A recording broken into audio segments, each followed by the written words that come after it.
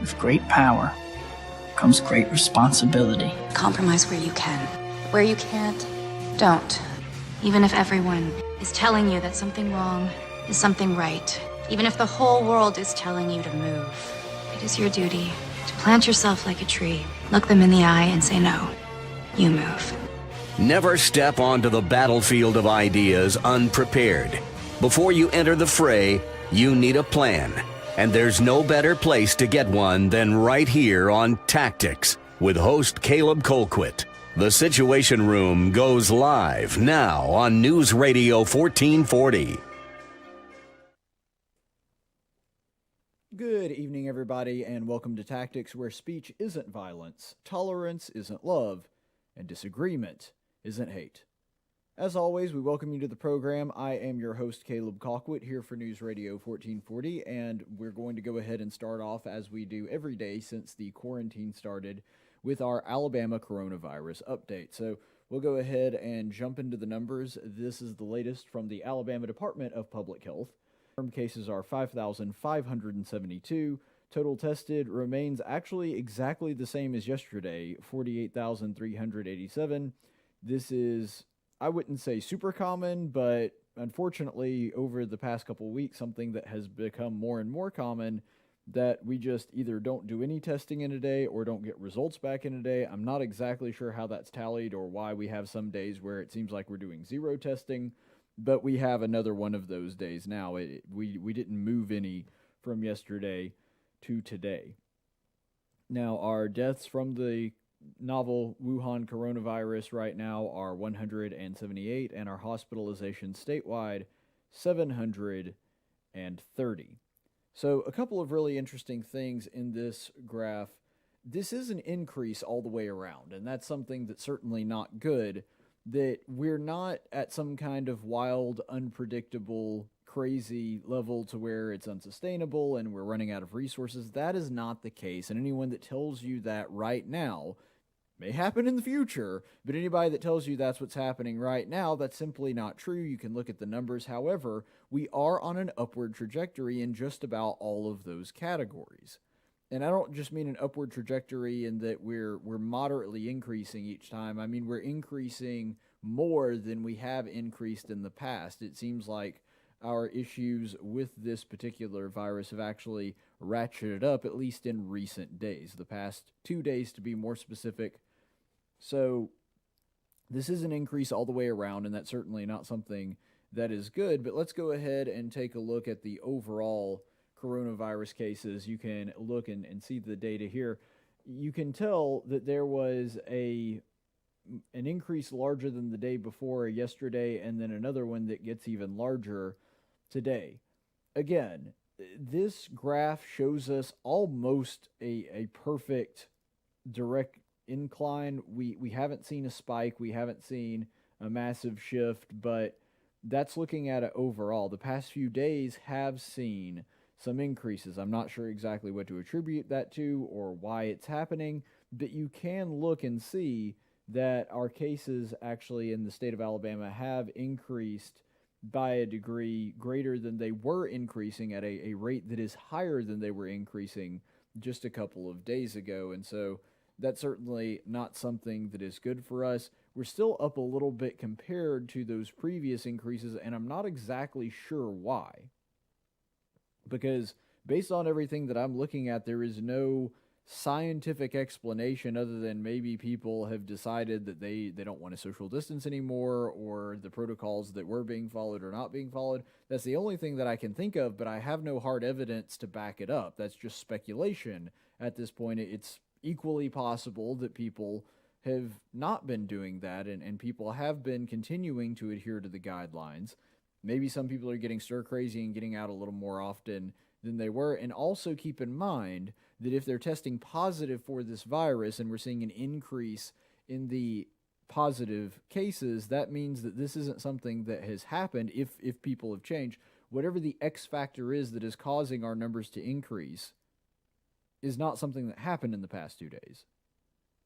It's something that likely happened over the past 4 or 5 days. That tends to be the way that this happened. So if people decided to engage in riskier behavior over the weekend, let's say starting about Thursday or Friday of last week, this would be about the time that we're seeing consistent multi-day increases in our number of testing. And so you can kind of see that in this next graph as well. This is, of course, new cases in Alabama per day. Now, you'll notice that the way that we were trending and the way that this graph is going is certainly not somewhere good, because you'll notice that we started to have a real dropping off point starting, about a weekish ago, and then we're starting to climb back up despite having been down for a little while. That's certainly not good news, and our increase of new cases today is even larger than it was yesterday, which puts today in the top 5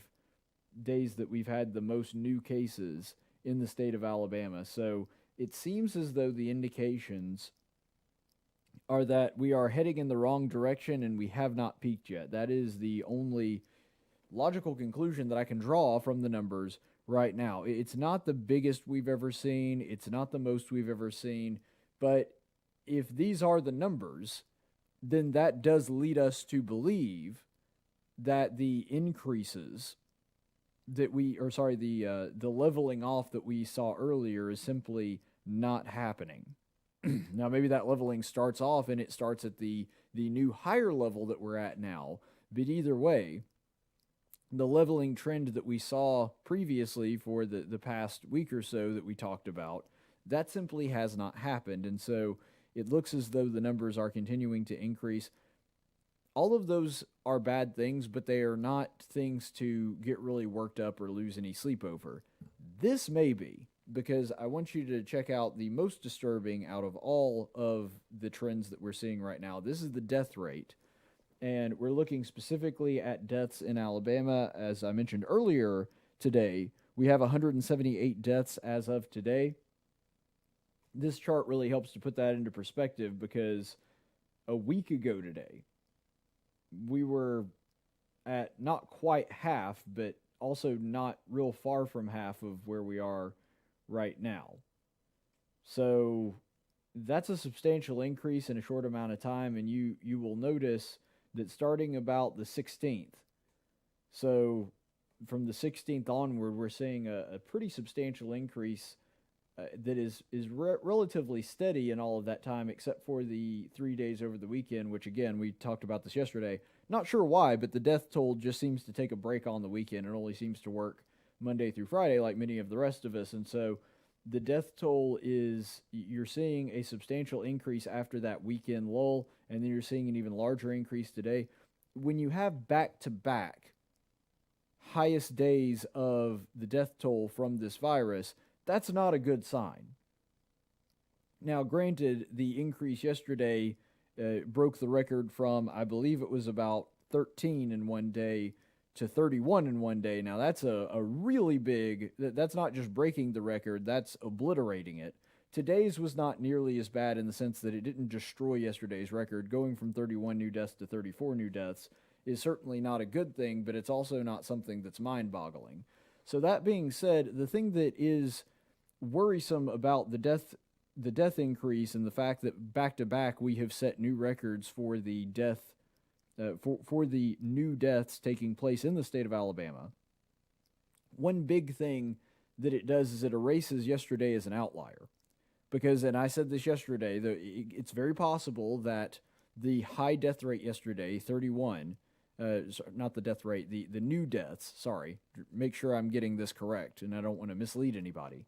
The new deaths from yesterday that were 31, that was something that was a little scary, but it could have been dismissed as an outlier, specifically since we had zero new deaths, over the past couple days. If we had had 3 straight days where no new deaths were detected, and then all of a sudden we have one day where it shoots up to 31, it's not unreasonable to assume that that's not something to get too worked up about, because it's possible that those deaths just hadn't been reported yet or whatever. And so if you spread those 31 deaths over the course of 3 days, it doesn't look all that much out of the ordinary of what we had seen previously.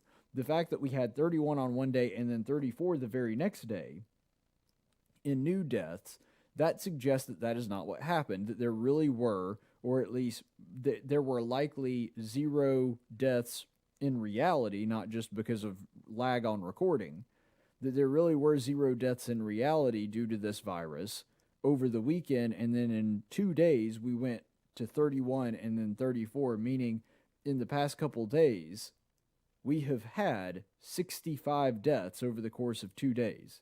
And when you consider that our total death toll is only 178, you can see that a pretty big bulk of that 178 deaths that we've experienced since the start of this actually took place in the past 2 days.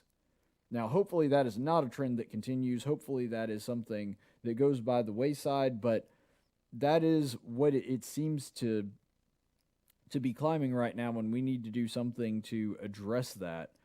Although, one thing that I will say is, if this trend continues and it stays roughly the same as its current trajectory, in other words, it winds up staying leveling somewhere around the low 30s, then if that takes place, then you don't have to be a mathematician to figure out that to reach about the 300, 400 death mark that people were projecting in the latest projections for the state of Alabama, it doesn't take us real long to get there.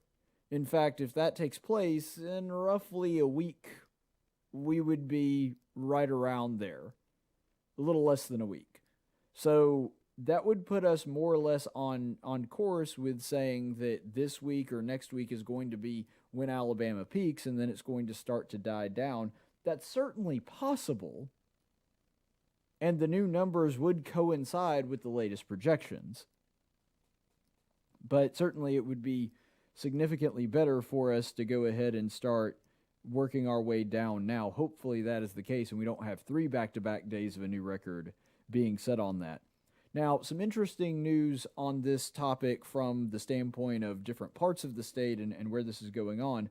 Montgomery County has actually surpassed Madison County and has nearly caught up with Shelby.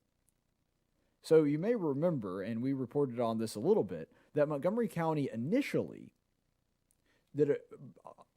from the onset, was actually one of the places that, despite having the very first case in Alabama of the coronavirus, Montgomery seemed to just have low cases for whatever reason. And especially when you're looking across Montgomery compared to the other 4 major cities in Alabama, we were trailing pretty heavily.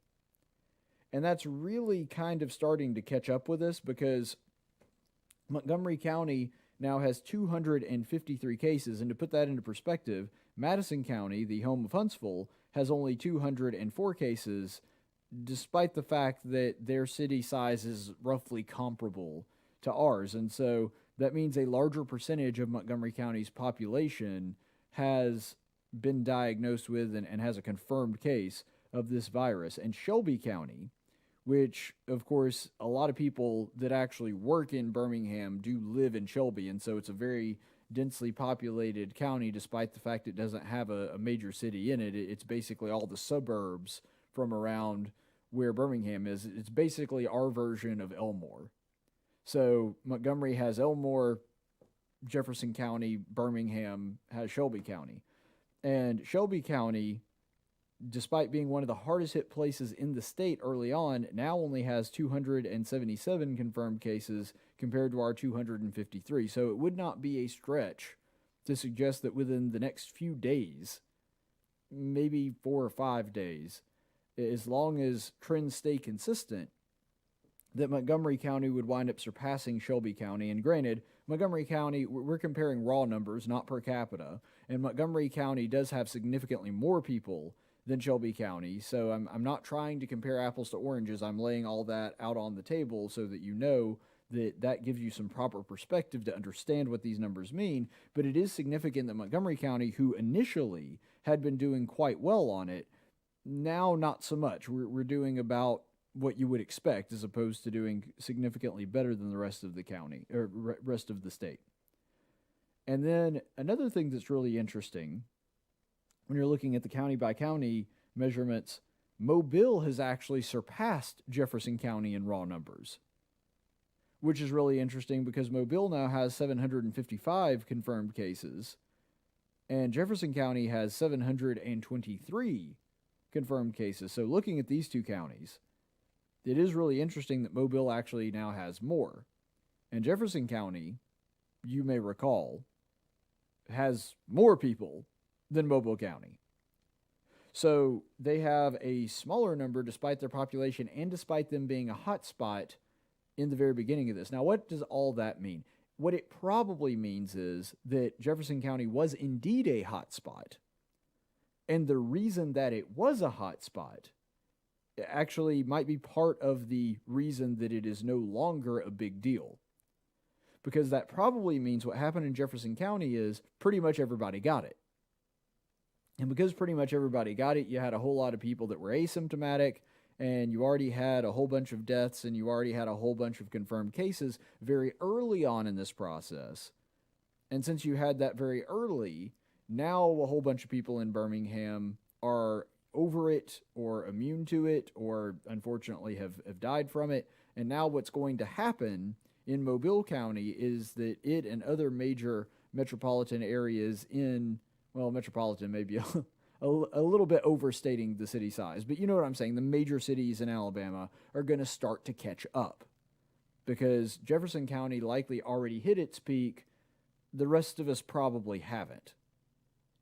And so because of that, this is something that should not necessarily be alarming, but it's something to definitely be aware of, especially if you are residing in one of those other four major city areas like Montgomery, where we are right now. So if that is the case, and understanding that, that means that those are the areas that are likely to be hit more severely here in the next few days. But props to Madison County, despite having Huntsville, which is by far the fastest growing city in Alabama, they still have only 204 cases. So, you know, more power to them. I don't know exactly what it is they're doing. My only prediction in this, it could be Huntsville's industry, because the thing that you may need to be aware of is that because of the way Huntsville is structured, because so much of its workforce revolves around technology jobs, at least more so than Birmingham or Montgomery, it's probably easier for a lot of those people to just stay home.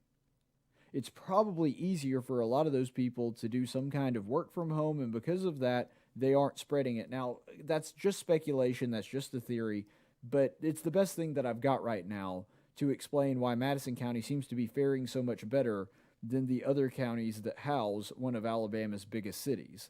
I think that's probably the most likely explanation, is that you've got a whole bunch of people that have the ability to work from home, where that's not as much the case in Montgomery or Birmingham or Mobile. They have to come to a centralized working place to be able to work. And so the people that are essential are spreading the virus more readily because of that. Now, all of this should be understood to be in the context of Alabama actually having done a pretty good job with this virus, whether it's government policies or whether it's just the people of Alabama. If you're looking at it right now, Alabama has already received one of the nation's earliest clear to open up projections. They're saying that we should be good to get ready to start opening up, and they don't mean just open it up and everything's back the way it was. They're talking about a slow-rolled open up, but they're saying that should start roughly the 4th of May, which I think is incredibly appropriate as a Star Wars fan. But anyway, the ability to get back, the latest projections are somewhere around May 4th. And if that's the case, we have one of the earliest projections on that in the entire country. So we're definitely not going in the best direction, but as the Washington models acknowledge, and as you can see by the numbers comparing to other states, Alabama is still doing significantly better than several of our neighboring states and several states if you're looking at the country as a whole. And so that's really good. Now, one thing that I wanted to address, and I don't think that this will take very long because, frankly, I don't think you have to think too long through this to arrive at a reasonable answer. I've had a lot of questions today from various different sources asking me about the protest yesterday because, of course, I was there and we were covering it. And the question that I've been asked the most that I don't feel like I've answered on air, I don't ever remember addressing this on air, is who ordered the street that people were gathering and protesting on? who ordered that street shut, because as you'll recall, and I'll just give a quick summary of what happened. Yesterday, the Get Back to Work Alabama protest, it was actually just a rally, but that was scheduled to happen, and we had it all set up to where people could drive right past the podium, which was set up on the steps of the Capitol building, or directly in front of the steps of the Capitol building, to where a person could come up. They wouldn't have to interact with anybody. They would still be 6 feet apart from everybody. Come up, speak into the microphone. They had 2 minutes to basically give their message to the governor. They can jump back in their car, and then they drive off, and the next person comes. And that was the whole purpose of the car rally. And of course, what wound up happening that we reported yesterday is that, and it was amazing that it was only the block that would have affected the protest got closed for construction, despite the fact there was not a construction worker or a piece of construction equipment anywhere in sight. And also that road is brand new, and that's not something that should surprise anybody. It's the road that runs in front of the Capitol building, and so, as you can imagine, it's pretty well maintained. That may be the nicest road in the entire city of Montgomery. And so, despite all this, the police officers came and set up barricades and shut down that portion of the road for construction and wouldn't let anybody pass through it, which meant that it derailed everything, and it actually wound up making it significantly harder for people to social distance because they weren't able to just drive straight up there and say something. They would actually have to park and then walk a long distance to be able to get to it. And so they actually doing that made it much harder. So there's a couple reasons that people have been asking me, who exactly was it that ordered the police officers to do that? So there's a couple different answers that it could be. It is incredibly unlikely, in fact, I don't think it's even possible, that those police officers just decided they were going to do a barricade and it was just going to happen to be right there. So those orders had to come from somewhere. Since it was city police and not county police, we can pretty much rule out the sheriff's office. It seems very unlikely that the sheriff's office would have gotten involved in that, and if they had, they would have just sent their own people. Since it was MPD officers, it seems most likely that those orders came either from the chief of police or from Mayor Reed himself. Not sure exactly where that came from, but those are the two most likely culprits. Governor Ivey is also possibly the one to blame, but if Governor Ivey had ordered it, it's more likely that you would have seen state troopers there. You would have seen agents of Aaliyah. But since you didn't see Aaliyah officers there, then it's probably one of those two people. Now, maybe Kay Ivey phones in a favor with Mayor Reed and asks him to do that. I don't know. I guess it's possible. But it just seems very unlikely that Ivey would have made that request. And if she had, it would have made more sense for her to call in Aaliyah and make sure that they were the ones that were doing it.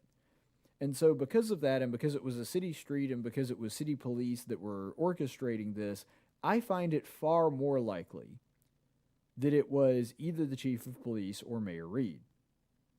Now, I don't know if it was the chief of police, but Mayor Reed seems to me the far more likely culprit for a couple of reasons. First of all, the chief of police, his behind isn't on the line, as it were, when it comes to these things, and he's not the one that has put forward any kind of protocol in place when it comes to things like curfews or stay-at-home orders. And so because of that, I don't think that he really has a stake in shutting down that protest. And so he lacks motive. Maybe there's a motive that he does have that I haven't seen, but I see no reason that the chief of police would even want to shut down something like that. If anything, it's a pain in the butt for him and a bigger hassle for his employees. I don't see him ordering police officers to do that. Could be wrong, but the most likely candidate is Mayor Reed. And part of the reason that I say that is not only does he have motive, and he also has, seemingly not just a vested interest, but he would have the power and authority to do that. And because of who came out and did that, it seems most likely he was the one doing the ordering. Now, he is responsible one way or the other. Even if the chief of police decided to just go ahead and do it and not ask permission from the mayor, first of all, that seems very unlikely, that even if the chief of police had the idea, that the mayor would have approved it. But even if that had happened, it seems to me that it would still be Mayor Reed's fault, because the idea, because again, the buck stops there. He would have been the one that is ultimately in charge of the Montgomery Police Department. And so because of that, I lay the blame here solely at Mayor Reed's feet, at least until I can figure out, or at least until I see evidence that something else has taken place, that something else happened. I think that Stephen Reed is the one to blame for this. And we've also seen how in the past, some of his previous decisions have been awful. I think the biggest example of that was the curfew. The curfew, which, by the way, actually makes it harder for people to social distance and be in compliance with the guidelines set forth by the White House and by the state.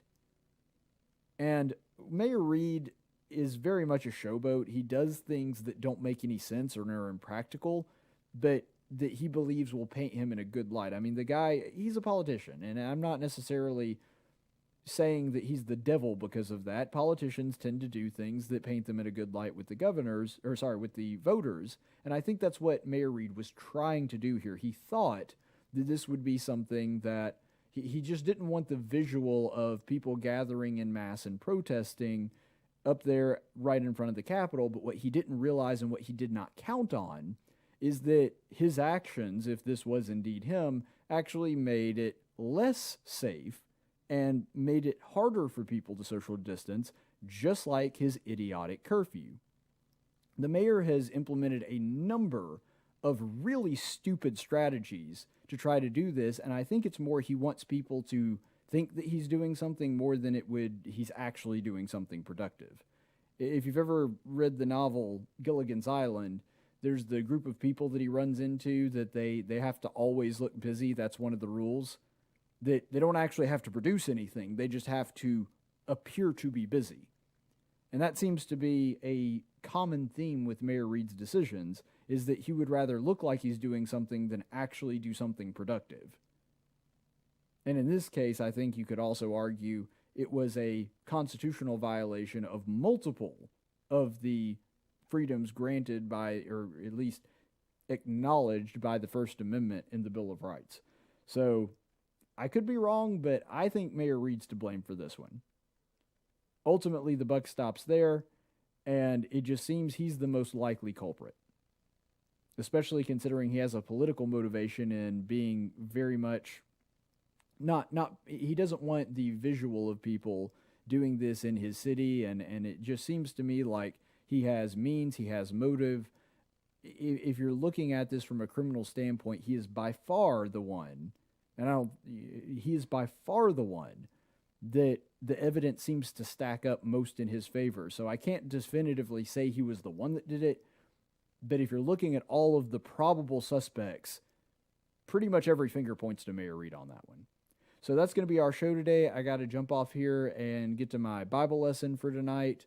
I'm not sure exactly what we're going to be doing, but I know that we're going to be meeting soon. I encourage you to do the same on this Wednesday evening. If you have brothers and sisters at your church and congregation that you can get together with and do some kind of live stream, then great. If not, check out all of the different Bible classes we have going on at Dalreda. I know that Brother John Kackelman and Billy Camp have done a really good series here recently. I've been enjoying Jeremy Pate and his Burnout series.